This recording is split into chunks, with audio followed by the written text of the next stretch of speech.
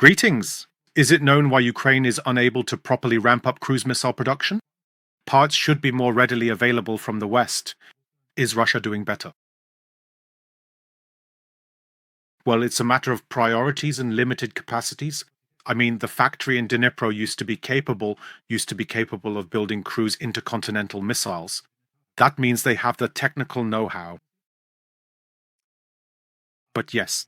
No, is that known? No, I can only speculate. I can only speculate that the cost-benefit calculation on the Ukrainian side doesn't add up because procuring the components is too expensive, and so they decide to try to compensate with quantity instead. Because, as is well known, quantity has its own quality. And if I send 40 drones at something, some are almost guaranteed to get through. But if I can only build one of them, just one Neptune, just one cruise missile, a real one, then a single anti-aircraft hit is enough to shoot it down.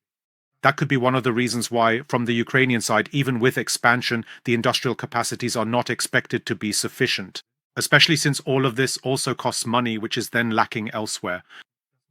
It may be that from the Ukrainian side, they believe that they can't overwhelm the Russians anyway. Because we can make the same argument with the Russians.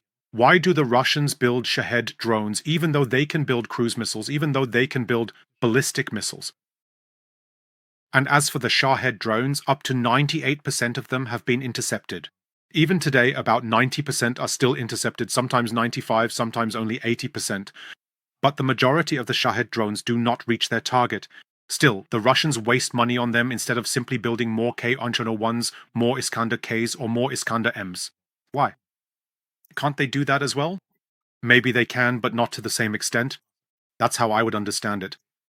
If we just look, the Russians are actually doing exactly the same thing, and they also have rational reasons for it. Because ramping up drone capacity is much easier, much cheaper, and achieving oversaturation is much simpler than it is with conventional missiles, ballistic missiles, and cruise missiles. At least that would be my interpretation.